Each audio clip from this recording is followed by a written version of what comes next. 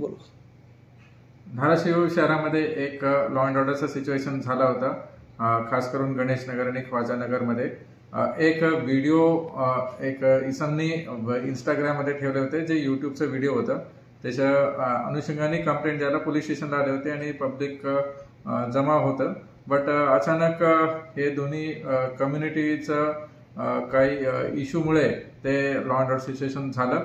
आम्ही तात्काळ 5 ते 8-10 मिनिटांमध्ये आमचं पोलीस तिथं पोहोचले. SRPF आमचं इथंच स्थानिक SRPF मतलब सिटीमध्ये पोस्टेड होते, ते पोहोचले आणि आमचं RCP QRT आणि आम्ही स्वतः ॲडिशनल SP सगळं पोहोचून ते कंट्रोल केले आणि जे दगडफेक स्टोन पेल्टिंग वगैरे होत होतं ते आम्ही स्टॉप केले.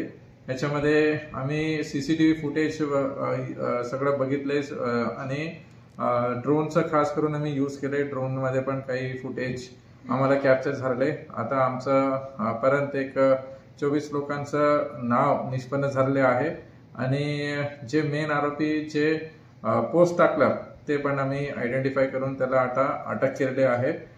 सेकंड, जे यूट्यूब लिंक टाकले होते तेही यूट्यूब लिंक आम्ही ब्लॉक करून ते लिंक डाऊन केलेले आहे आणि बाकी आज पूर्ण दिवसभरात SRPF, RCP आणि आमचा STPO ते नेतृत्वाने सगळीकडे आम्ही रूट मार्च, फ्लॅग मार्च सगळे घेतलेले आहेत आणि मी स्वतः रात्री सगळं ते दोन्ही समाजाचं कम्युनिटी लीडर्स आहेत त्यांच्यासोबत मीटिंग झाले. कुठंही रुमर स्प्रेड होता कामा नये. या अफवा कुठंही झालं तर आम्हाला ॲक्शन दुसरं करतो.